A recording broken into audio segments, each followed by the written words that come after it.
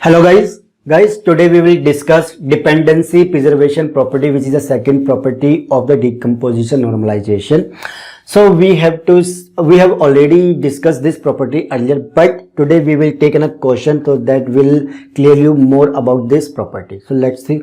First of all, dependency preservation property is that property which is desired while decomposition. At the time of decomposing a relation into many relations for removing the redundancy, it is desired that this property is there, but it is not compulsory that this property exists there. This is not a compulsory one, but the loose-less that the first one property should be there. Okay, so this property says that if we have a relation R with the functional dependency F, we have decomposed this relation R into two relations, R1 and R2. R1 contains F1 functional dependency and R2 contains F2 dependencies. Then if we have to satisfy this property, then it should be that functional dependency of first R, that is closure F, is equal to F1 union F2 ka closure. Okay guys, so now this property should be there, then we will say that this dependency preservation property exists here. Now question is there that we have a relation A with the attributes sorry, we have a question here that we have a relation here with the attribute ABC, which is decomposed in R1 and R2 with AB and BC respectively. We have the functional dependency of relation R, that is A to B, then B to C, then C to A. Now we have to see that whether it is a dependency preservation property or not. So how we will do that? We have to find all these things. So in how we can do that? See, let's take first R with ABC, because we have to find the closure of first F functional dependency. See, we have, wait a minute, we have relation R with A, B, C. Okay, and we have functional dependency A to B, B to C, then C to A. Okay guys, now we have to find the closure of all. Now see how we can find this one.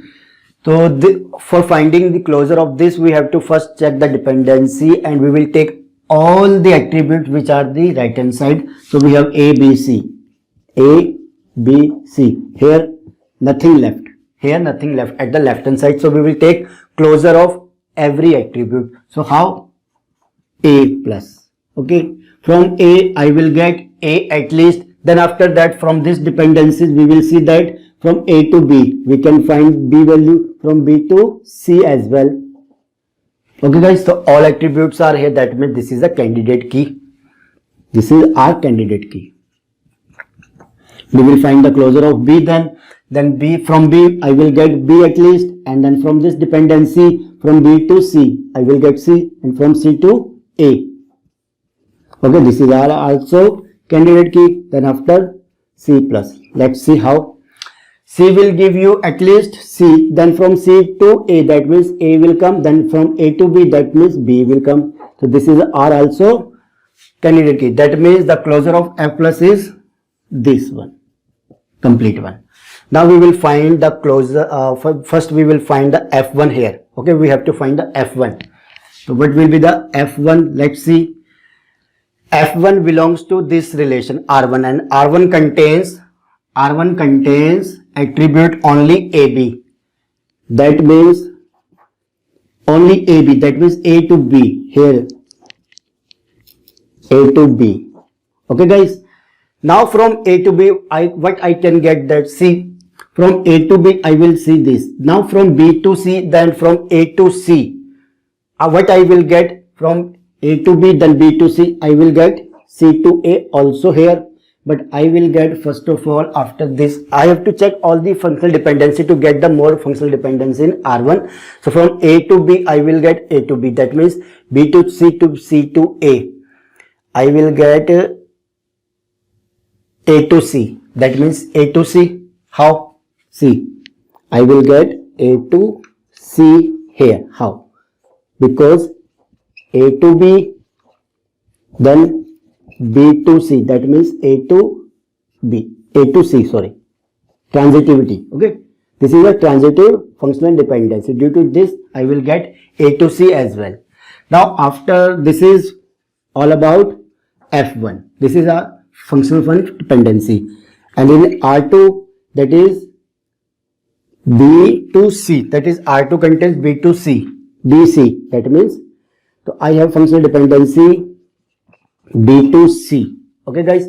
Then from B to C, what I will get? C. We have A to B, then C to A. Okay. So I will see that let's take in this way, C to A, then A to B. Okay, this is given. So from I will get C to B as well. Okay, this is transitive functional dependency. Now after that, this is F2. Now I have to take the union of F1 and F2. Let's see. Union of F1 and F2. First of all, what it will give us? A to B, then A to C, then B to C, then C to B. Okay. Can I get more functional dependency? Let's see, from A to B, then B to C. Okay, it will give A to C, and from A to C, then C to B, it will give AB. Then from B to C, then C to A. Is there any C to A? From C to B and from B to C. Okay guys, first of all, it will also give us A to C, B to A also. B to A, because from A to B and from A to B. Okay guys, and from B to, let me think first of all, wait a minute. Yes, from B to C and from C to A, I will get CA here also, BA. Okay, so B to A will also be here. I forgot to write this one. So we have all this union of this functional dependency. Now what I have to do, I have to find the closure of all this one. Okay guys, now closure, for finding the closure, we have to take all the right hand side attribute at the right hand side and the remaining one on the left hand side. So we have A, B, C. That means we have all the attribute at the right hand side. So we have to take the closure of every attribute. So we will find the closure. So we will get A, B, C, because A will be there from A to B, then B to C here. Okay. Then B closure, it will give B, then from B I can find C, then from C to A. Okay. Then from B to A. Okay. Okay guys, and from C plus, it will give at least C, then from I can find C to B, and B will give you A. So that means if I take this closure, which is equivalent to this one, that means